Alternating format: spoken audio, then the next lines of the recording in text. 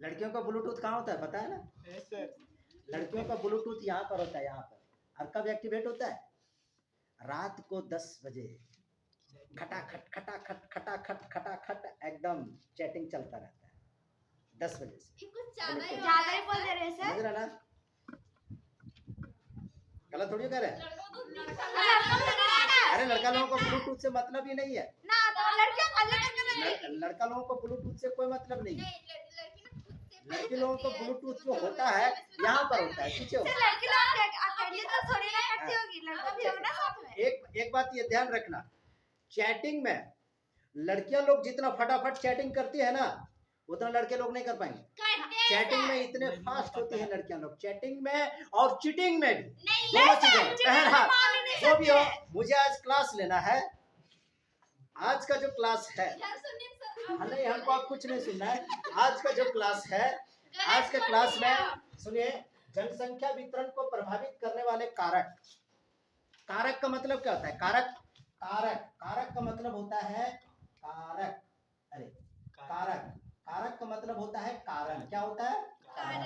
कारण। तो ये प्रश्न का मतलब आप समझ लीजिए कि जनसंख्या वितरण को प्रभावित करने वाला कारक कौन कौन सा, मतलब कौन कौन सा कारण है कि विश्व के हर एक क्षेत्रों में जनसंख्या एक समान नहीं है ना जी? जनसंख्या एक समान नहीं है। इसी के बारे में आज आपको मैं बताने के लिए जो बहुत ही इंटरेस्टिंग है और बहुत ही अच्छा टॉपिक है।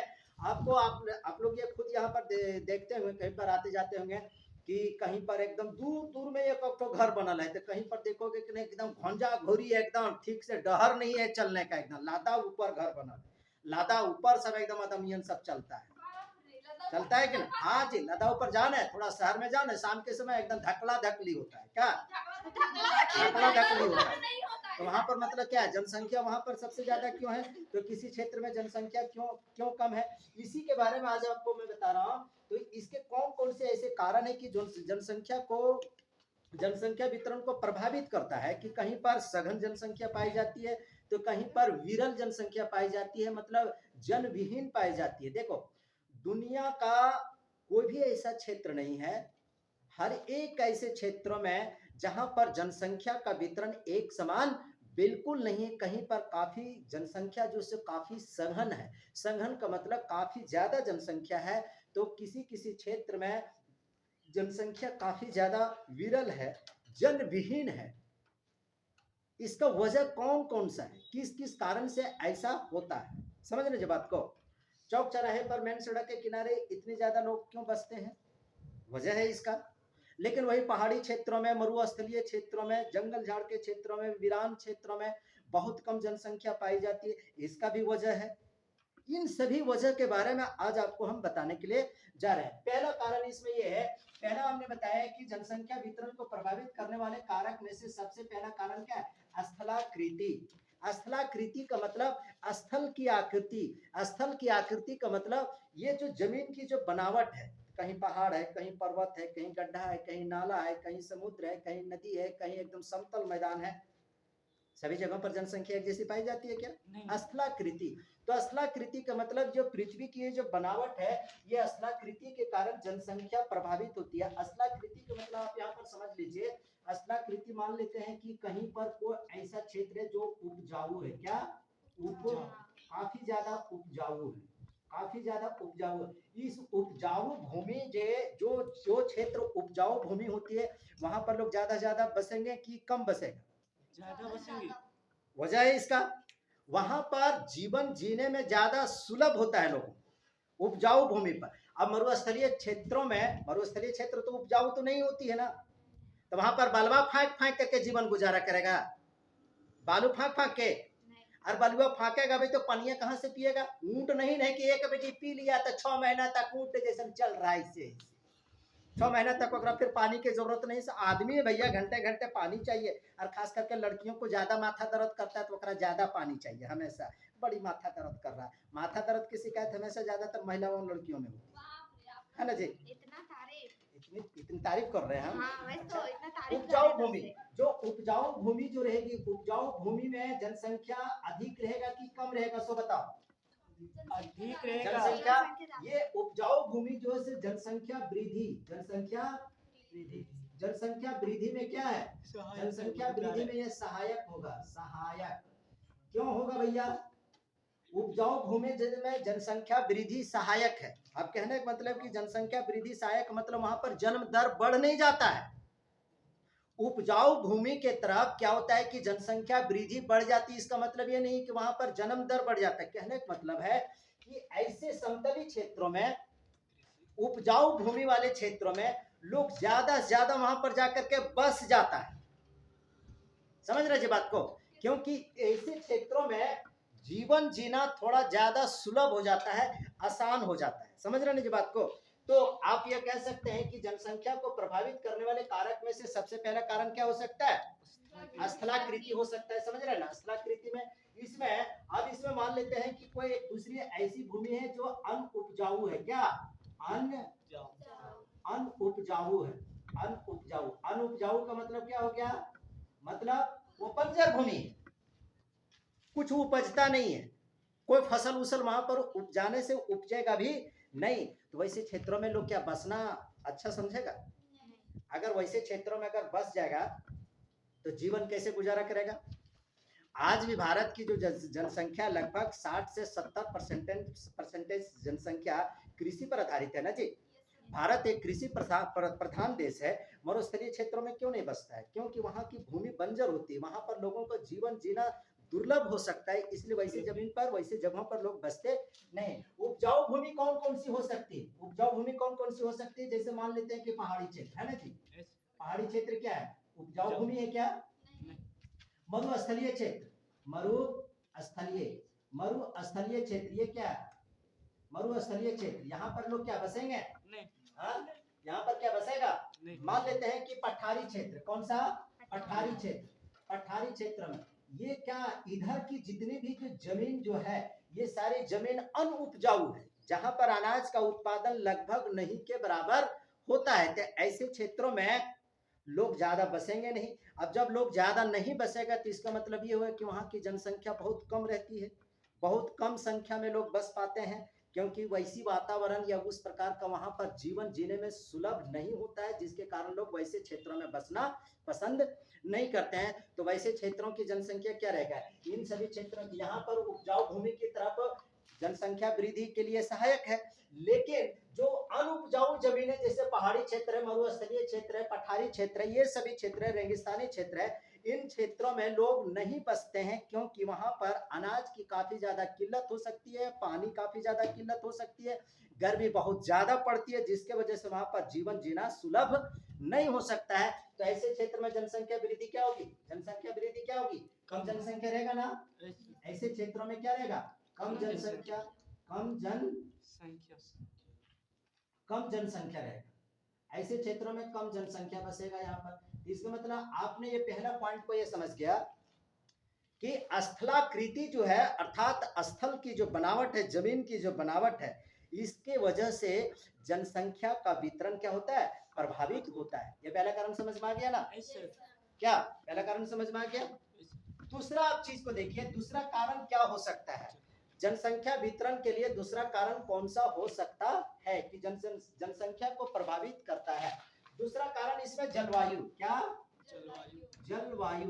जलवायु जलवायु आपको कहेगा कि नहीं जलवायु की वजह से जनसंख्या का वितरण प्रभावित होता है? जी बिल्कुल प्रभावित होता है, बिल्कुल प्रभावित होता है।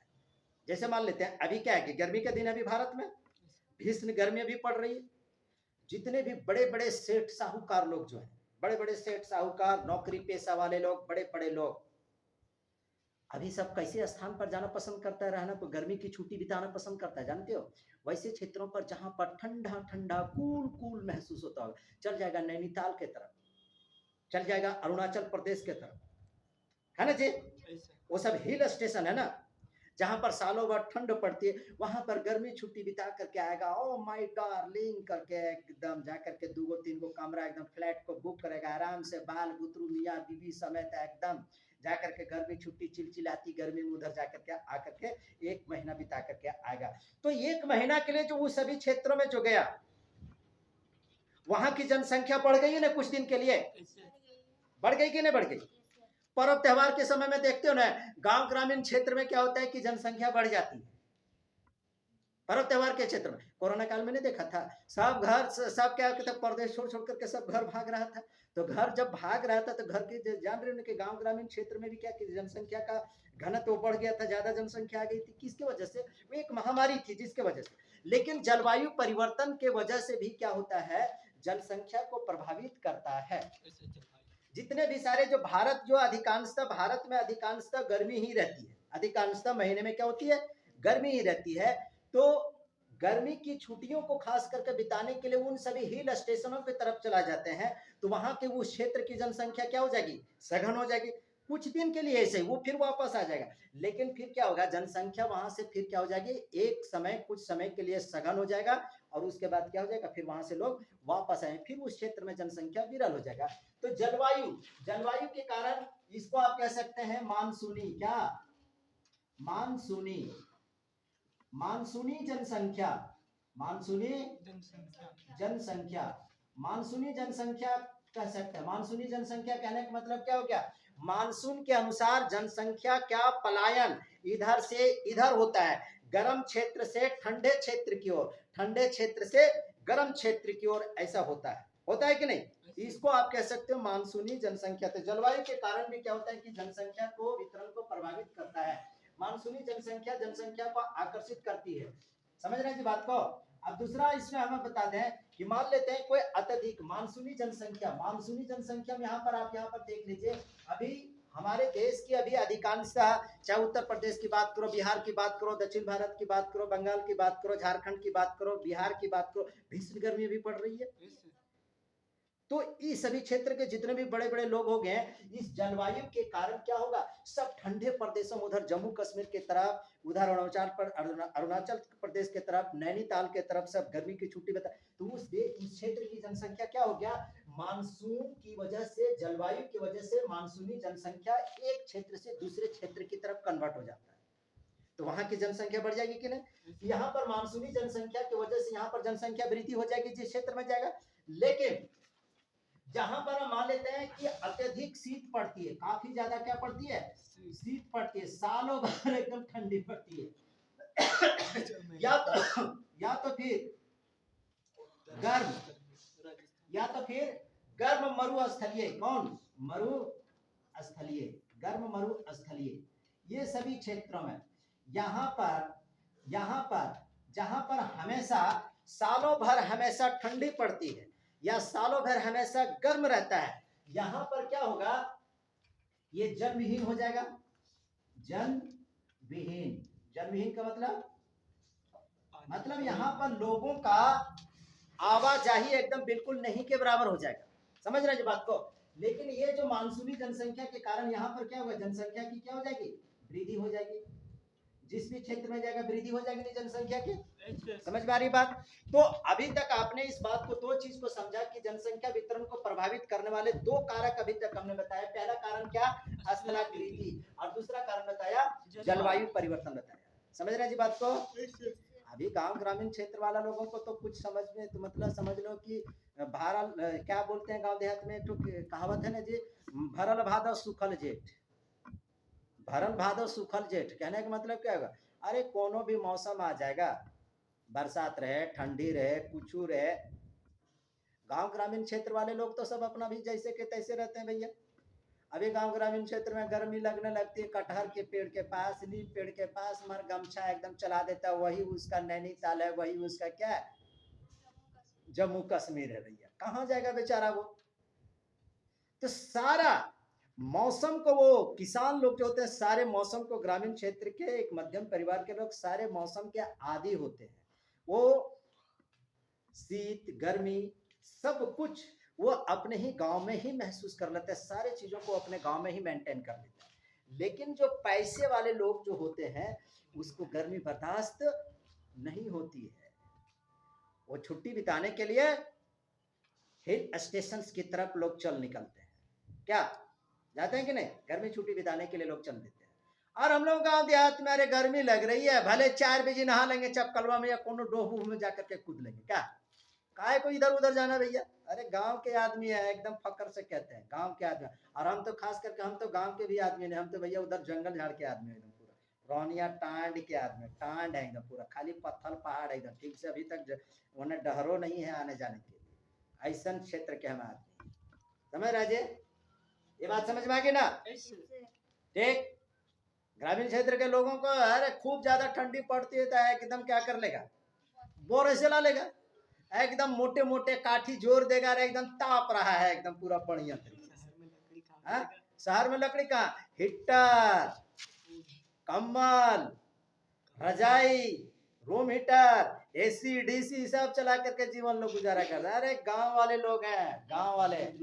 हाँ अरे जी, चलिए तीसरा कारण बताता हूं कि खनिज, क्या खनिज, खनिज संपदा, जनसंख्या वितरण को प्रभावित करने वाले कारक में से एक तो और क्या है, खनिज संपदा, और क्या, जलापूर्ति, जलापूर्ति, समझ रहे जी?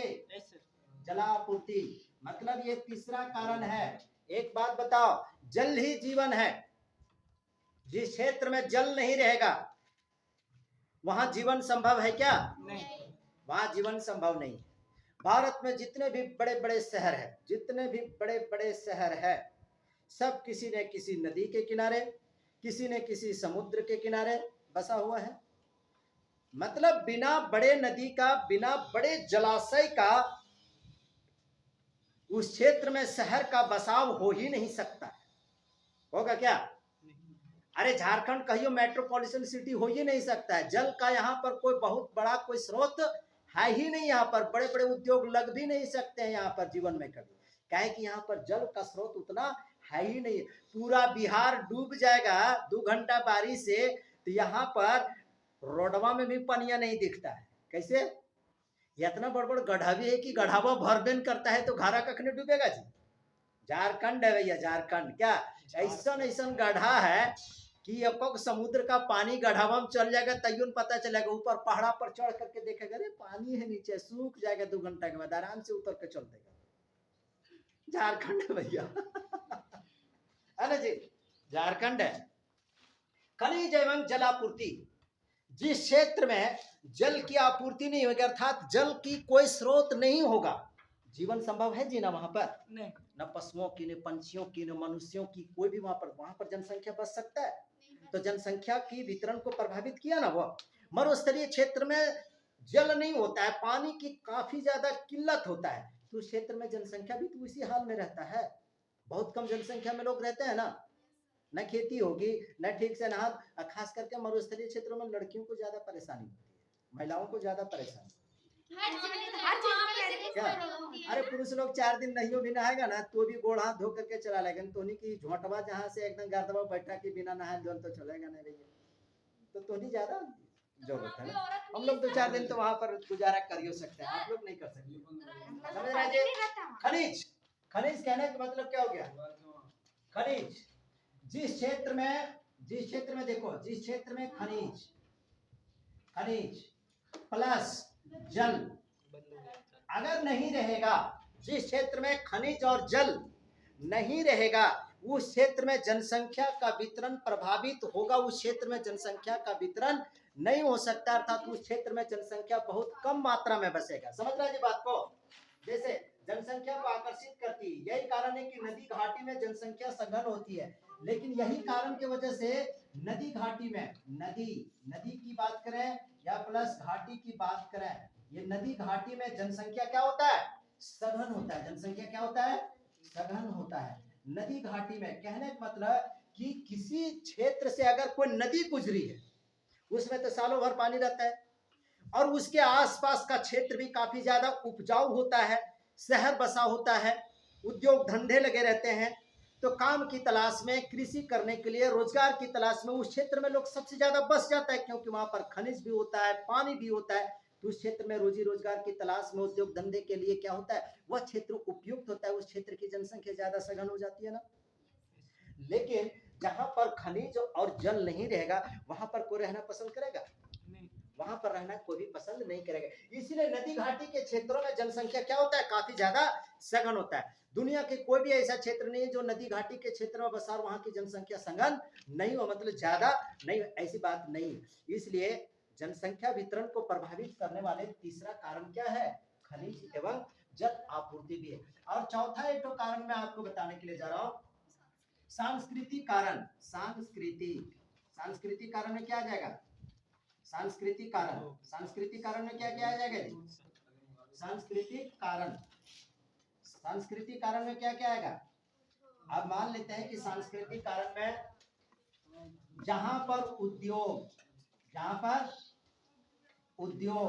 उद्योग नहीं रहेगा तो वहां पर किस लिए गांव ग्रामीण क्षेत्र के लोग शहर में क्यों जाता है, गांव ग्रामीण क्षेत्र की जनसंख्या ग्रामीण क्षेत्र से शहरी क्षेत्र की ओर पलायन करता है। तो इसका वजह क्या है, क्योंकि शहरी क्षेत्र में उद्योग है ना जी, विभिन्न प्रकार के कल कारखाने हैं, उद्योग धंधे हैं, जहां पर मजदूरों को काम मिल जाता है, विभिन्न प्रकार के काम मिल जाता है। तो गांव की जनसंख्या विरल हो जाती है, उजड़ जाता है, और शहर की जनसंख्या ये को 5 फुट 5 बाय के कमरा में 5-6 को पहुंचा के रहता है। दिन भर अपना भैया रात भर दिन भर किसी तरह से काम धंधा तो कर, अरे हमने देखा है भाई शहर में मजदूर लोग किस प्रकार से परिस्थिति में रहते हैं, मैंने देखा है। एक 10 बाय 10 के कमरा में या 8 बाय 8 के कमरा में दिन भर अपना ड्यूटी में रहा, किसी की नाइट में ड्यूटी है तो किसी को दिन में ड्यूटी है ना, इस प्रकार से। तो किसी तरह से क्या होता है कि वही छोटे से कमरे में दिन भर काम करके आते हैं लोग, किसी तरह से उसी में एडजस्ट करता है। ऐसा क्यों, क्योंकि उन सभी क्षेत्रों में ही उद्योग धंधा है और वहां पर रोजगार मिल जाता है, तो वहां की जनसंख्या बढ़ जाएगी कि नहीं बढ़ेगी, शहर की जनसंख्या क्यों बढ़ी, क्योंकि वहां पर बहुत ज्यादा उद्योग धंधे है ना, इसकी वजह से। अब मान लीजिए शहर में भाई यातायात के साधन होता है ना, यातायात का साधन एकदम बिल्कुल सुगम होता है, जल मार्ग होता है, सड़क मार्ग होता है, रेलवे मार्ग होता है, सारे किस्म के मार्ग रहते हैं वहां पर आना जाना, लोगों की आवाजाही में किसी भी प्रकार की कोई परेशानी नहीं होती, वहां की जनसंख्या विरल हो जाती है। अब जैसे मान लेते हैं कि शहर में चिकित्सा व्यवस्था बेहतर होती है गांव की तुलना में। तुरते यानी देखते हो गांव ग्रामीण क्षेत्र में तनिको सन कोई मतलब बीमार पड़ गया तो सोझे रांची लेकर के जाते हो ना जी, सोझे गिरिडीह तनी मनी फिर लेकर के जाते हो, या तो वहां पे भी नहीं ठीक हुआ तो और कहीं पर दूसरे दिल्ली एम्स लेकर के चल गया, अभी देवघर में भी एम्स खुल गया, देवघर तो बहुत बड़ी राहत हो गई है हम लोगों की, है ना जी, काफी नजदीक पड़ता है, रांची से भी काफी ज्यादा नजदीक है। यहाँ पर देवघर में जो है एम्स जो खुल गया, रांची से यहाँ पर यहाँ से हम लोगों को 200 किलोमीटर सफर करना पड़ेगा, तो 80 किलोमीटर में यहाँ पर चल जाएंगे, 1-1.5 घंटा में चल जाएंगे क्या। तो कहने का मतलब ये सब सांस्कृतिक कारण है जनसंख्या को प्रभावित करना है, जनसंख्या को प्रभावित करने के सब सांस्कृतिक कारण। जहां पर उद्योग धंधा रहेगा जनसंख्या ज्यादा रहेगा ना, जहां पर यातायात के साधन रहेगा वहां जनसंख्या ज्यादा रहेगा, जहां पर चिकित्सा व्यवस्था अच्छा रहेगा तो वहां पर जनसंख्या ज्यादा रहेगा, जहां पर मान लेते हैं कि शिक्षा का केंद्र रहेगा, शहर में शिक्षा का केंद्र होता है ना जी, शहर में शिक्षा का केंद्र रहेगा, अच्छे इंस्टीट्यूशंस रहेंगे, बड़े बड़े संस्थान रहेंगे, यूनिवर्सिटीज रहेगा, कॉलेजेस रहेंगे, तो वहां पर लोग पढ़ने के लिए अध्ययन करने के लिए लोग जाते हैं ना। गांव ग्रामीण क्षेत्र के 90% स्टूडेंट देखो कि हजारीबाग रांची पटना सब चल जाता है, क्यों, वहां की जनसंख्या ज्यादा है, किस लिए वहां की जनसंख्या ज्यादा बढ़ गई, क्योंकि वो शिक्षा का केंद्र है और वो शिक्षा प्राप्त करने के लिए उस क्षेत्र की जनसंख्या को क्या कर दिया, सघन कर दिया, और गांव ग्रामीण क्षेत्र की जनसंख्या क्या विरल हो गई, मतलब जनविहीन हो गई। कहाँ रहो तू, बोल वहाँ हजारीबाग में पढ़ो थी, रांची में पढ़ो थी, हमारे बेटवा की बात करो, वहाँ ऐसी करप करू, वहां की जनसंख्या, वहां ऐसी करप करू हो कि वहां पर मोबाइल एकदम फटाफट टपाटप चला रहा है कि कौन सी चला रहा है सब न जाने, चाहे लड़का हो चाहे लड़की हो चाहे लड़का हो भैया, है ना जी। तो खैर वो अलग बात है, शिक्षा के केंद्र। अच्छा मान लेते हैं कि शहरों में भैया परिवहन भी होता है ना, परिवहन, है ना जी, ग्रामीण क्षेत्र की तुलना में शहर का परिवहन की व्यवस्था सबसे ज्यादा होती है कि नहीं, परिवहन होता है, वहां पर शिक्षा का केंद्र होता है, वहां पर ज्यादातर नगरीकरण होता है। नगरीकरण का मतलब नगरीकरण होता है, नगरीकरण का मतलब क्या है कि वहां पर शहर होता है भैया, जिसकी वजह से वहां पर जनसंख्या सबसे ज्यादा होती है, समझ रहे ना जी। और एक और इसमें बता रहे हैं धार्मिक स्थल, क्या, धार्मिक स्थल, है ना जी, धार्मिक स्थल। भारत में जितने भी सारे धार्मिक स्थल हैं, जितने भी सारे धार्मिक स्थल, उस धार्मिक स्थल के आसपास का क्षेत्र हमेशा भीड़ भाड़ से भरा रहता है कि नहीं? किसके वजह से? उस धार्मिक स्थल की वजह से। दर्शन करने के लिए, पूजन करने के लिए लोग वहां पर पहुंचते हैं, जिसके वजह से उस क्षेत्र का जनसंख्या क्या हो जाती है? काफी ज्यादा विरल हो जाता है। समझ रहे ना? ये सब हो गया सांस्कृतिक कारण। कुछ अन्य कारण भी ऐसा हम बता दे रहे हैं कि कुछ अन्य कारण भी है जिसके वजह से जनसंख्या क्या हो जाता है? जनसंख्या प्रभावित होता है। कुछ अन्य कारण मैं आपको बता रहा हूं कि कौन सा वो अन्य कारण और भी हो सकता है जिसके वजह से जनसंख्या प्रभावित होता है। वो कौन सा? जैसे कुछ मतलब प्राकृतिक कारण हम कह सकते हैं। कुछ क्या? प्राकृतिक कारण। प्राकृतिक कुछ प्राकृतिक कारण में कुछ बता सकते हैं। प्राकृतिक कारण, अब जैसे मान लेते हैं प्राकृतिक कारण के अंतर्गत मान लेते हैं किसी क्षेत्र में भूकंप, हमेशा भूकंप आते रहता है। हमेशा क्या रहता है? भूकंप आते रहता है। वहां पर कैसे रहेगा लोग? उस क्षेत्र के लोग भाग करके किसी अन्य क्षेत्र में भाग जाएगा ना। तो जिस क्षेत्र में भूकंप आता है तो उस क्षेत्र का जनसंख्या क्या हो जाएगा? एकदम विरल हो जाएगा, जन विहीन हो जाएगा, कोई रहेगा वहां पर नहीं। और जिस क्षेत्र में चला जाएगा उस क्षेत्र की जनसंख्या क्या हो जाएगा? सघन जल, उस क्षेत्र की जनसंख्या बढ़ जाएगा। समझ रहे जी बात को? भूकंप। और इसमें हमने लिखा, जैसे मान लेते हैं कि बाढ़। क्या? बाढ़। अब मान लेते हैं बाढ़, बरसात कहीं पर शुरू होती है, बरसात ठीक से हमारे झारखंड में शुरू भी नहीं रहता। झारखंड में खैर बाढ़ की तो कोई नामो निशान तो हम लोग देखते भी नहीं है। और झारखंड में बाढ़ जब आती है ना तो कौन बहता है? मुर्गी चंगना या छागर पटरू बहता है। झारखंड में बाढ़ से कोई आदमी का मरते हुए थोड़ी ना जल्दी सुनता है। आपको जाकर के जबरदस्ती जाकर के नदी पर पुल बनल है, बाइक लेके जा रहा है, तनी से ऊपर पिछड़ के गिर गया, नदियां बह गया, तो वो अलग। झारखंड में कहीं पर सुना है कि झारखंड में किन नदियों में एकदम उफान आ गया, पूरा गांव डूब गया है? ऐसा सुना है क्या? है ये नहीं, ऐसा इतना बड़ बड़ गड्ढा भी है जो सब पनिया ओखरे में सब चल जाता है। क्या जी? अब जिस क्षेत्र में बाढ़ हमेशा आते रहेगी बरसात के दिनों, उस क्षेत्र में लोग रहना पसंद करेगा, भाग जाएगा ना सब। प्रभावित किया कि नहीं? अब किसी सुरक्षित स्थान पर लोग चला जाएगा। मान लेते हैं महामारी, प्राकृतिक कारण। महामारी। अरे महामारी से कोरोना का समय याद आ गया है ना जी। ये महामारी नहीं कह सकते हो।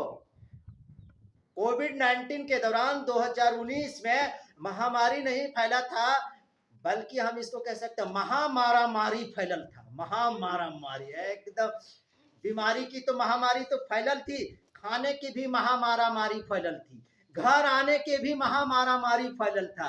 कोई पीछे डहरे में अटक गया है, कोई कांद रहा है, तो कोई पैदले चल रहा है। ऐसी परिस्थिति उत्पन्न हो गई थी नहीं जब। तो महामारामारी के समय क्या होता है कि शहर से सारे वर्कर लोग, गांव ग्रामीण क्षेत्र से जो उधर जो रहता था सब गांव चला आया था ना जी। गांव की जनसंख्या बढ़ गई, शहर की जनसंख्या कम पड़ गई और गांव की जनसंख्या क्या हो गई थी? सघन हो गई थी। सारे के एकदम मम्मी पापा चाचा चाची सब घरे में एकदम कर रहे थे सब, है ना जी। देखो ये प्राकृतिक कारण के कारण जनसंख्या प्रभावित हो रहा है ना, इधर से उधर, उधर से इधर। तो ये कुछ अन्य कारण भी है जो जनसंख्या को क्या करता है? भूकंप हो, चाहे फिर बाढ़ हो, चाहे महामारी हो, इन सबों से भी क्या होता है? जनसंख्या एक स्थान से दूसरे स्थान में क्या करता है? एक स्थान से दूसरे स्थान पर क्या होता है? पलायन।